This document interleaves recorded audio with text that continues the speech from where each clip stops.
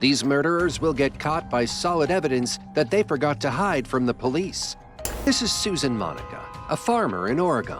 But beware, she is not your regular crop grower. She is that one-of-a-kind who kills her employees and feeds their flesh to the pigs. Susan was arrested for identity theft when she was found using Robert Hanny's trail stamp card. Hanny worked as a handyman at Susan's rural property and lived on a trail nearby. However, he mysteriously went missing 3 months ago. Soon you will know why. Susan, we found a leg by your house. A leg? A human leg next to your place.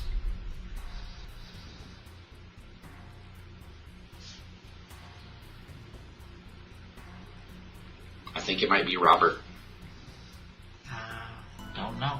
Susan is dumbstruck by the officer's question. She is trying to process her replies, but her mind doesn't seem to work up a lie. Finally, she says something, but it's not what you think it is. I don't know them. If it were down by his trailer, he might have fallen down the hill or something. But if it was up at my place, I don't know. According to Susan, her handyman Robert detached his leg by falling down the cliff. Yes, you heard it right. This is the only argument that comes to her mind. Susan's body language is quite stiff. Her eyes are popping out, which means she is extremely shocked by the whole situation. She might have thought that feeding the pigs the dead body of her workers was a swift move. Little did she realize a leg would change the whole trajectory of her case. Do you think it's kind of strange that there's a leg right next to your place? Very. Does it concern you? Yes. Imagine being the interrogator and Susan, who had fed a dead body to her pigs, looks right dead into your eyes and says it's very strange how a leg was found near her home. Do you get the chills? Let us know in the comments. The officer knows very well who is the killer. It was later found that the leg indeed belonged to Robert. At this moment in the interrogation room, the officer is trying to understand what really happened to Robert. How was he killed? Susan has a very bizarre story to share, which will only be topped by an explanation following this reply, which you will see later in the video. He was like half eaten. He was... By what? By the pigs. Okay. He was like half eaten by the pigs. His guts were all over the place. He was still alive. I knew he wasn't going to be alive for more than a few more minutes. I went back up to my house and I got a gun and shot him in the head. One fine morning when Susan stepped out of her house towards her pig pen, suddenly she saw Robert eaten by the pigs. The twist is, Robert is alive.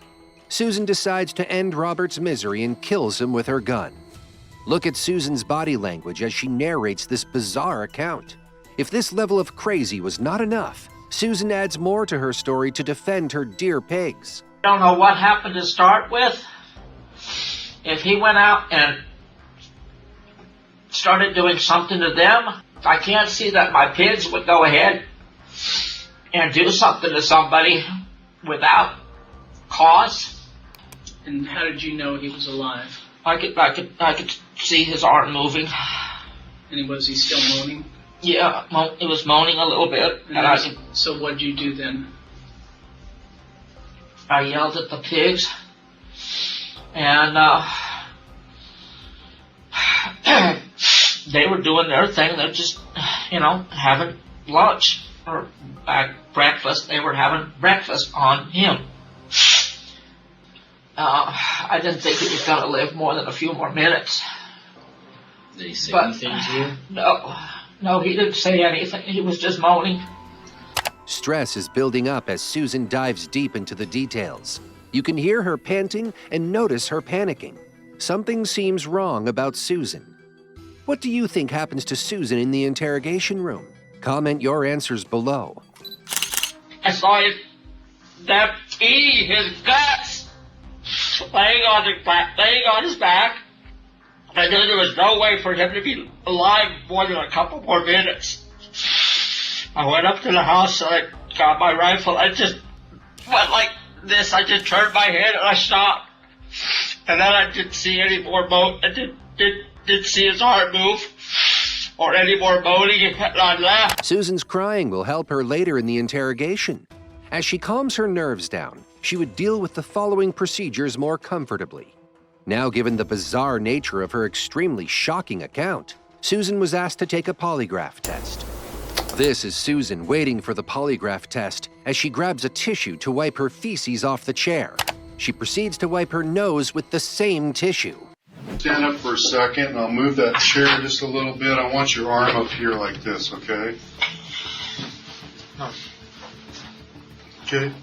What's that right there? Is that something on the chair? Or? No, that's something on me, which I hadn't done in 60 plus years. Okay. And that was totally, I think the camera's in that thing there, totally your fault.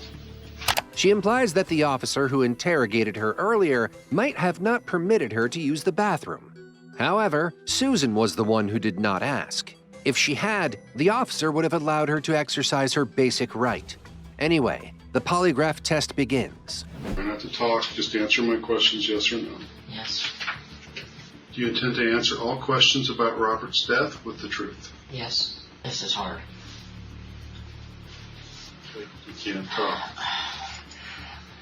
It's hard to sit still.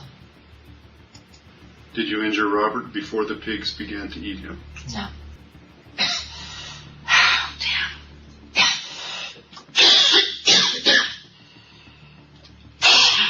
A polygraph test becomes unreliable when there is constant movement, talking, or coughing. Susan could not sit still in the polygraph test. We wonder if this was intentional, since she sat quite still in the previous round. Just so you know, this story has not ended here. Susan has been hiding another dead body near her territory. If you think the case of Robert is bizarre, get ready to witness the strangest story of one of the most gruesome crimes in the history of Oregon.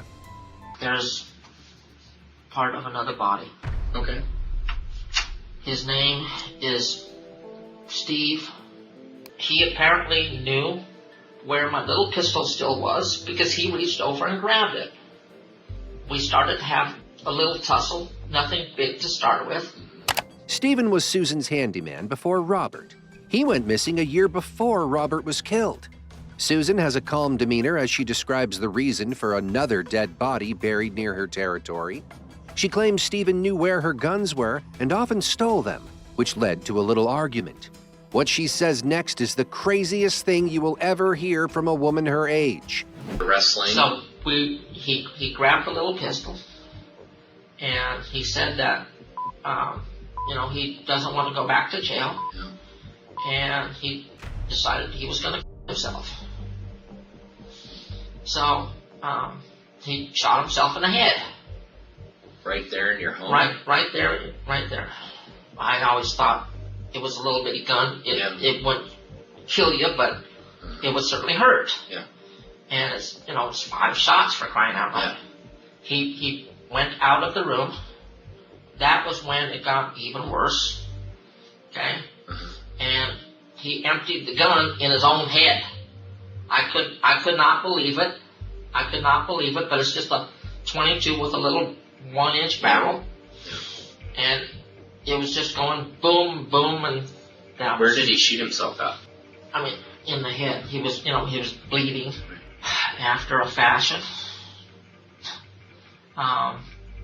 He managed to do it. And basically I did the same thing, which, like I say, it doesn't make any damn sense at all why 2 people would end up in my pig pen. Yeah. So what happened with him in the pig pen? I did leave him out there for quite a while, until there was practically nothing left. Like how long's allowed? I left him there for a couple of weeks. Looking at Susan's body language, it is crazy how calm she seems when describing how a man shot himself in front of her. However, some things in her statement do not add up. How did Stephen manage to empty the gun in his head? In Susan's world of gruesome fantasy, anything is possible. Susan will be arrested despite her not admitting to killing Stephen or Robert before the pigs ate him.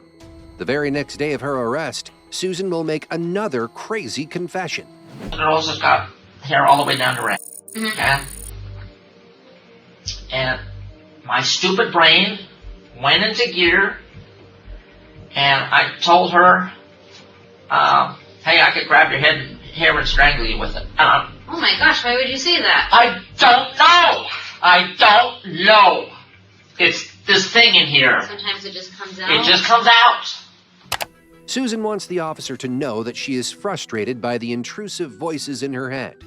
She might be admitting to her crimes indirectly by telling the officer how sometimes she cannot control what goes on in her head. Maybe it is a cry for help or simply a diversion to cover up more of her crimes. I mean, you're making a mess out of my place. But there's more people out there. Well, are we supposed to leave them? You're saying you are saying you're guaranteeing there's more people out on my property. Yes, that's. Am I going to get $150,000 to fix up my place after you've messed it up? If we find one person, it's worth messing up the property. I I am saying if you do not find anybody out there. I'm almost positive we're going to. I'm saying if you do not find anybody out there. We already know there's 2.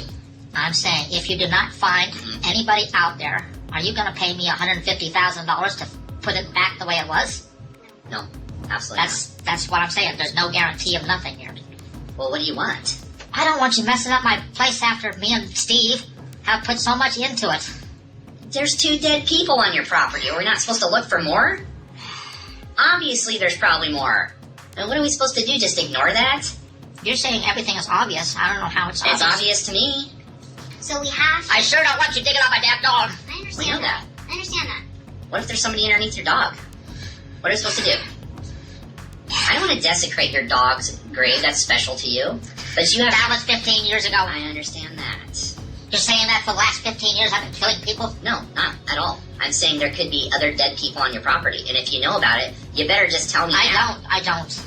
And save us all this, of things that we have to do. We know that there's 2 dead people there. We also know that we don't know how many more there are. So we are going to dig and look until we make sure that we have checked every square inch of that 20 acres and we know for sure there's no one there. Well, the worst is done. If you killed somebody and they're out there, or there's somebody dead out there, they're dead. We can't bring them back. But see, that you're saying something and you're not backing it up with a damn thing. Are you going to sign a piece of paper saying what am I don't supposed to if you sign up with? If I'm going to quit my job? Yes. I don't have to. You just said you would if you didn't find anybody. I'm just telling you, I don't have to. I'm that confident that there's people out there. Okay, if you're that confident, sign a piece of paper saying, if I don't find somebody out there, at least one person out there, I'm a quit. And this is why I don't get you, is when you continue to be hostile. Hostile. Okay. You continue to put up a fight. Yes. Showing so much hostility to the officer, it was clear that Susan did not have any other person buried in her property. Nevertheless, she would be charged for murdering Robert and Stephen. In 2015, Susan will be sentenced to 50 years in prison with no chance of parole. To watch more of these videos, subscribe to our channel and get the latest information about true crime.